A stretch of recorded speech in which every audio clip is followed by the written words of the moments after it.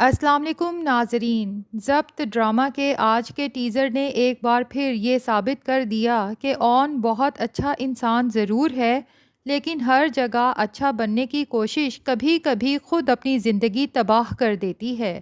اگر ایک شادی شدہ مرد اپنی بیوی کی ناراضگی کو جانتے ہوئے بھی کسی دوسری عورت کو اپنے گھر لے آئے تو پھر غلط فہمیاں پیدا ہوں گی یا نہیں؟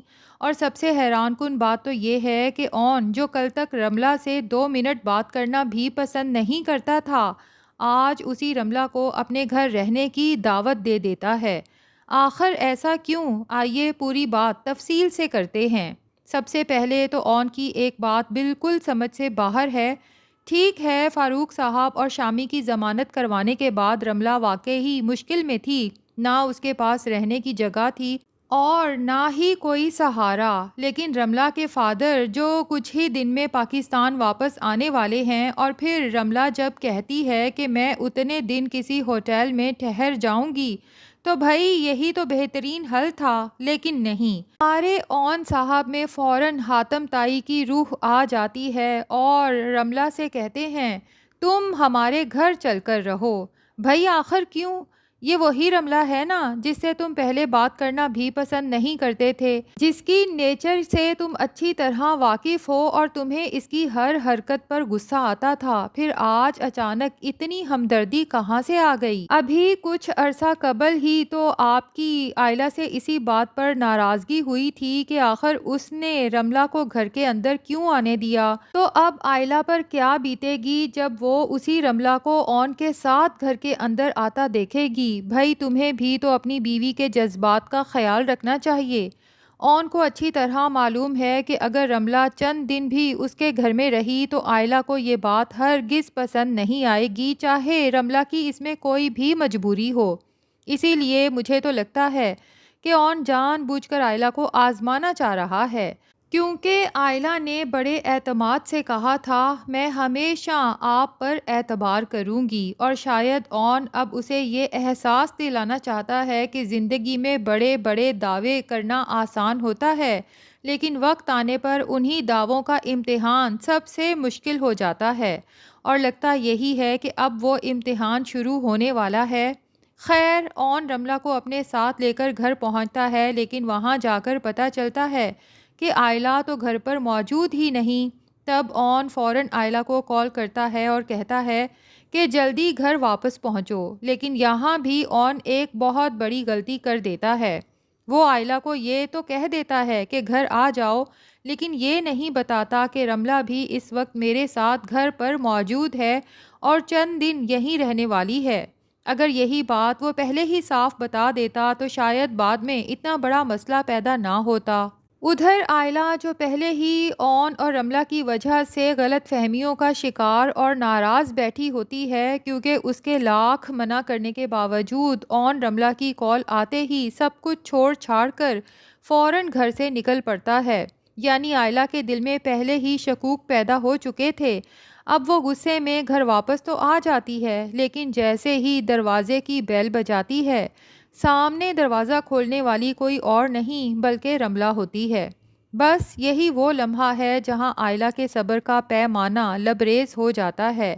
ایک لمحے کے لیے تو اس کا دل کرتا ہے کہ وہیں سے واپس پلٹ جائے، لیکن پھر فوراً خود کو سنبھالتی ہے اور سوچتی ہے یہ میرا گھر ہے، میں اپنا گھر چھوڑ کے کیوں جاؤں؟ اگر کسی کو یہاں سے جانا چاہیے تو وہ رملہ ہے، مجھے نہیں۔ اور یہی سوچ کر آئلہ اندر داخل ہو جاتی ہے اور رملہ سے کہتی ہے کہ تم یہاں سے چلی جاؤ، تو لگتا ہے اون فوراً درمیان میں آ جائے گا اور آئلہ کو سمجھانے کی کوشش کرے گا۔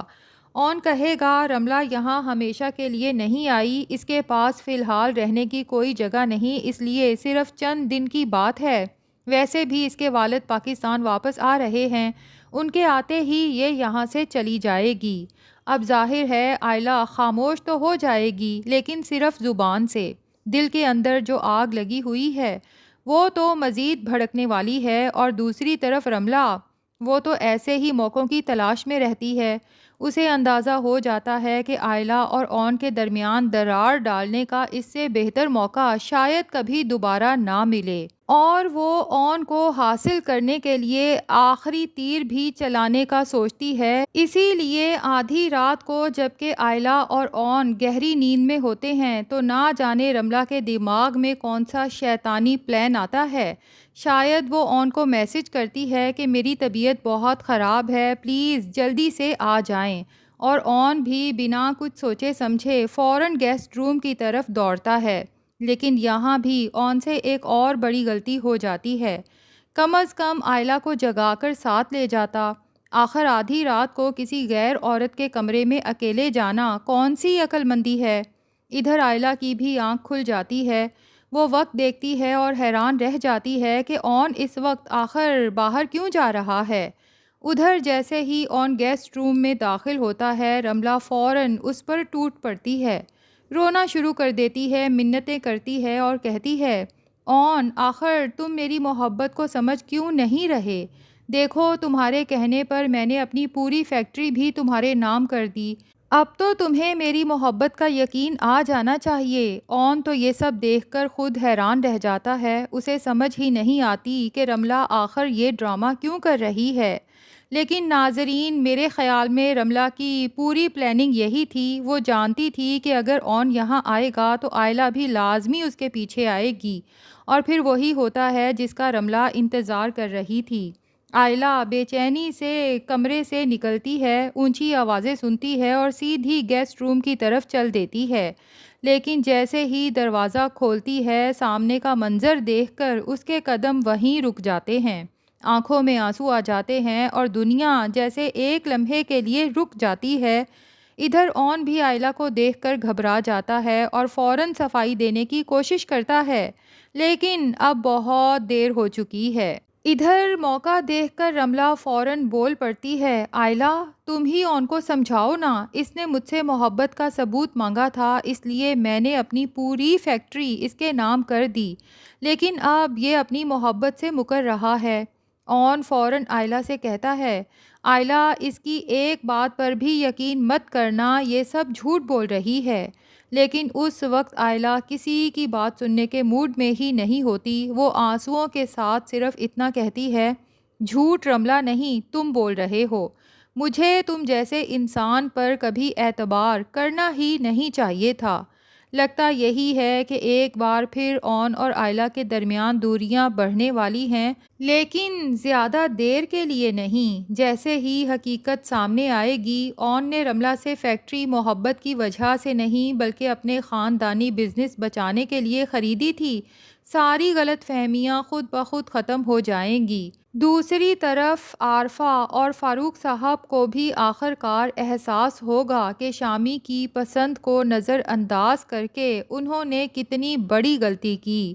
اگر وقت پر شامی اور آئلہ کا ساتھ دے دیتے تو شاید آج یہ دن دیکھنا نہ پڑتا، اور مجھے تو لگتا ہے کہ آخر میں اون وہی فیکٹری ثاقب صاحب یا آئلہ کے نام کر دے گا تاکہ شامی کو اس کے ہر طعنے کا جواب مل جائے۔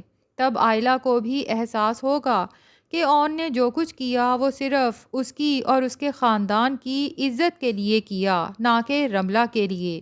ویسے ناظرین، زیادہ مزہ تو تب آتا اگر آئلہ غلط فہمی کا شکار ہونے کی بجائے اون سے صرف ایک جملہ کہہ دیتی، مجھے آپ پر پورا یقین ہے اون، لیکن رملہ پر ہرگز نہیں۔ آپ کیا کہتے ہیں؟ کیا آئلہ اس بار اپنے اعتماد پر قائم رہے گی یا ایک بار پھر غلط فہمی اس کے رشتے پر بھاری پڑے گی؟ کمنٹس میں اپنی رائے ضرور شیئر کیجیے گا۔